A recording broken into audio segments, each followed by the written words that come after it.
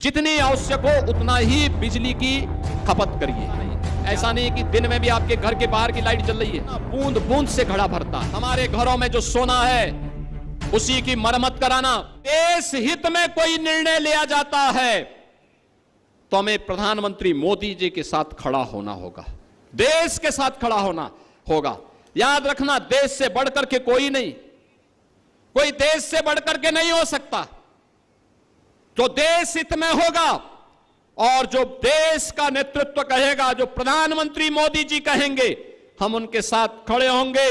यह एक संगनाद हर भारतीय के मुंह से निकलना चाहिए, हर महाराजगंज वासी और हर उत्तर प्रदेश वासी के मुंह से निकलना चाहिए कि हम उत्तर प्रदेश वासी प्रधानमंत्री मोदी जी के साथ में हैं, क्योंकि उत्तर प्रदेश को उसकी पहचान मोदी जी ने दिलवाई है।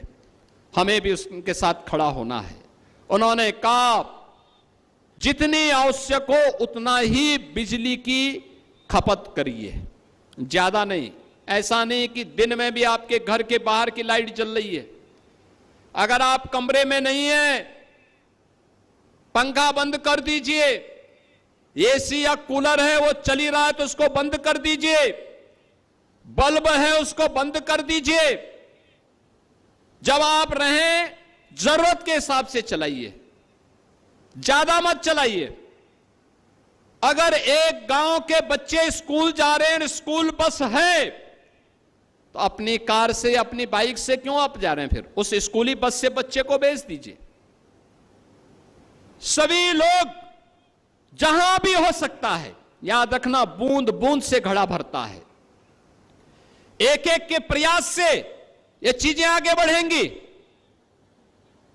एक एक के द्वारा किए जाने वाले प्रयास का परिणाम होगा कि कोरोना जैसी महामारी का मुकाबला भारत ने दुनिया के अंदर सबसे अच्छा किया, तो वर्तमान में पश्चिमी एशिया के संकट के कारण ईंधन आपूर्ति, उर्वरक की आपूर्ति, अन्य कुछ सामग्रियों की आपूर्ति में जो बाधा खड़ी हुई है, उस बाधा का मुकाबला भी हम सामूहिक रूप से मिलकर के करेंगे।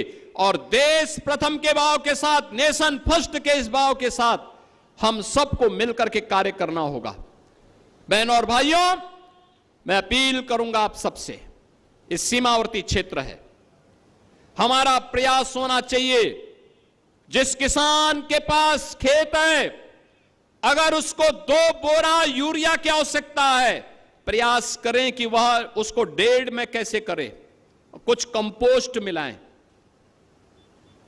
निराश्रित गौ आश्रय स्थल से कंपोस्ट की आपूर्ति करने की व्यवस्था।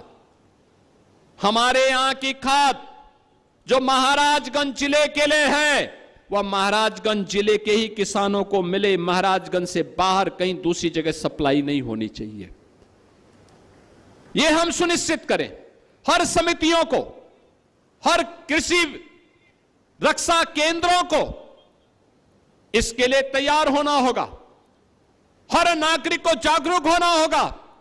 हर जनप्रतिनिधि को अन्नदाता किसानों के साथ, जनता जनार्दन के साथ खड़ा होना होगा और उनको समझाना भी होगा कि वर्तमान की चुनौतियों का मुकाबला करने के लिए किसी भी प्रकार की कोई अनैतिक कालाबाजारी को, किसी भी ऐसे गतिविधि को जो उसके कारण अनावश्यक आक्रोश का कारण बने, उसको रोकना होगा। यह हमारी सामूहिक जिम्मेदारी बनती है। और आज इस सीमावर्ती विधानसभा के इस कार्यक्रम के अवसर पर भी मैं आप सबसे यही आह्वान करूंगा कि ईंधन से जुड़े हुए मामले हो, खाद्यान्न से जुड़े हुए मामले हो, फर्टिलाइजर से जुड़ा हुआ मामला हो, या फिर मैं सभी ज्वेलर्स से, सराफा व्यवसायों से भी अपील करूंगा।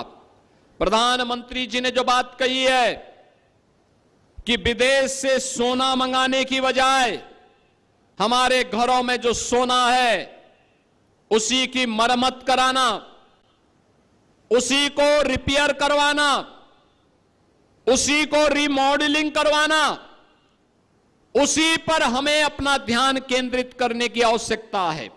हम सब अगर उस दिशा में कार्य करेंगे, अपना पैसा बचाना है, देश का पैसा बचाना है, और देश का पैसा बचा करके इस संकट के, इस वैश्विक संकट से हम अपने देश को बाहरने का काम करेंगे।